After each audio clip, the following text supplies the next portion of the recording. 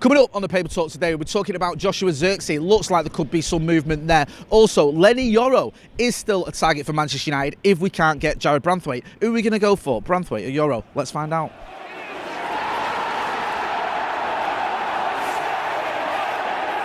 Jay here for Stretford Paddock. This is the Paper Talk. As you can see, I'm outside Old Trafford, and do you know what? It's pretty sunny today. I probably didn't even need my hoodie, let alone my parka. Anyway, loads of stories to get into, so we'll crack on with that. But before we do, make sure you are hitting like, share, and subscribe. We want to get to 800,000 subscribers by, I don't know, the end of the year. And with your support, we can get there. Right, it seems like we're fully in transfer season now. Done it, lots of transfer rumours building. Momentum seems to be getting behind one or two. We keep hearing the same reports, the same stories. Just looks like a few deals could be sort of heading, so it's not conclusion, but there could be something in them. One that there's been a lot of noise around is Joshua Zirkzee. I had this yesterday in my Paper Talk from my kitchen, and it's the same today. There's a few stories doing the rounds. I think there's one in the Evening News, seen one in the Express, saying that basically Manchester United could have a free run on Joshua Zirkzee. It seems like AC Milan have pulled out. They were in the running for the Bologna striker. They're not in the running anymore. Looks like Manchester United could have a free run. We think there's already been contact made there. There's lots of reports that some sort of contact's been made with the player anyway. So looks like that could be moving ahead. 34 million quid, I think, is the fee for Joshua Zirkzee. Plus there's a bit of an agent's fee as well. Kia Jorbation, I think, is his agent. Seems like a deal that is doable.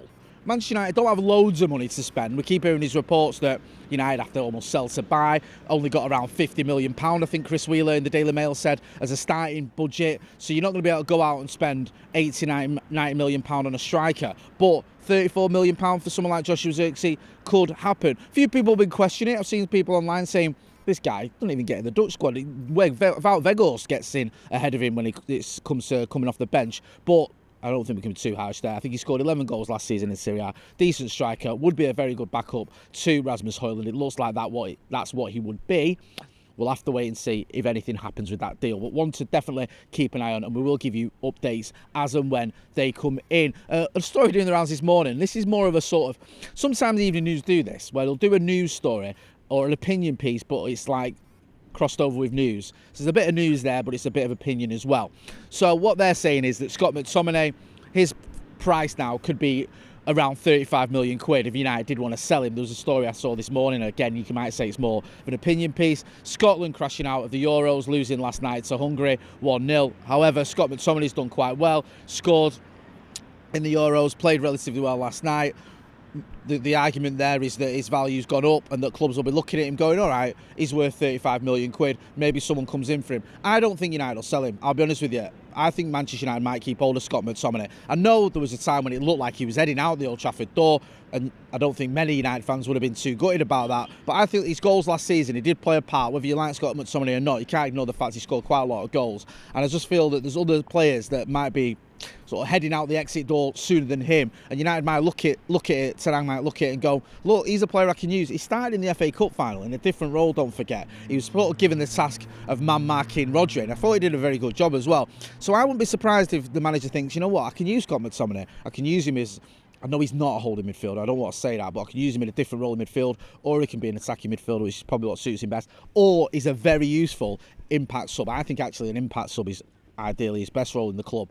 We'll have to wait and see what happens, but the argument there is that the Euros are seeing his stock rise. A couple of other stories that we've sort of covered, but we're giving updates and the usual sort of noise around him. In terms of Jared Branthwaite, not much of a development there. We're still hearing the same thing. Everton are wanting at 70 million. Doesn't look like it's going to happen. Manchester United not willing to pay that much for the defender. The fact that he's not gone to the Euros with England might help United's cause. I think had he gone with England and he played well or featured at all, that might have increased his value. But if Everton are holding out for 70 million, I don't think Manchester United are going to pay that. We'll have to wait and see who blinks first on that one. Also, on other defensive targets, Leny Yoro has been a target for Manchester United. I think Damesh Seth tweeted this as well, was quoting something not long ago about the fact that Manchester United are looking at Leny Yoro as an option at centre-back from Lille. So it seems that there's one or two options for United. Jonathan David is an option up front, along with Joshua Zirkzee. Jared Branthwaite is an option in defence, along with Leny Yoro. It seems like United are keeping options open and just sort of making inquiries into various players. Presumably they'll have like a preferred list, and then if they don't get the ones they want, or they can't get the ones they prefer, then they move down that list. It makes a lot of sense. I think now you're going to see loads of speculation, but we'll just have to wait and see as to whether that speculation actually leads to some concrete offers. A bit of speculation I also saw this morning, and this is from the Evening News via a website I think called Saba, is that Manchester United are in for Álvaro Morata. Is this 2017 all over again? I remember when it was in for him. It was either him or Lukaku, wasn't it? I think after we won the Europa League, we were looking for a striker, and there was talk that it was either going to be Morata or it was going to be Lukaku. We got Lukaku. Morata went to Chelsea. Didn't really set the world alight at Chelsea, if we're being brutally honest. It's done all right at Atletico Madrid. Do I see him coming to Manchester United? I doubt it. 31 years old, I think he is. Listen, I've always said it would make sense if United went for a sort of an older striker or a younger striker if we're going to have someone as a backup to Rasmus Højlund. I don't think you're going to go out there and get a striker like Ivan Toney as an example I always use. He's 28 years old. He's going to want to play first team football. You expect him to come in and play second fiddle to Rasmus Højlund. However, maybe someone like Morata would work. I doubt it though, and it doesn't look like there's much fire behind this smoke, to be honest with you. It's one website that the Evening News has picked up on. We'll keep tabs on it, but I'd be very surprised to see Álvaro Morata coming into Manchester United. Another story I saw as well was one about Marcus Rashford. I think this was doing the rounds in the Mirror. This is yesterday evening, saying that basically Marcus Rashford isn't one of the players that has been ring-fenced by Manchester United in terms of won't be sold. However, he doesn't want to go. There's been a lot of speculation about Rashford. Is he going to go? Does he want to stay? Do United want to sell him? What's Ineos's feelings around him? Are they willing to let him go? He is one player who would fetch a big fee. We know that. Whether you like Marcus Rashford or not, I personally do. A lot of people may differ. You're going to get decent money for him. You could get upwards of 70 million quid for a player that has had 30 goal seasons, had a couple more seasons where he scored over 20 goals as well. I think he's 26 years old, so he's got quite a few years left in him. Wouldn't be surprised to me if you were getting closer to the £100 million mark.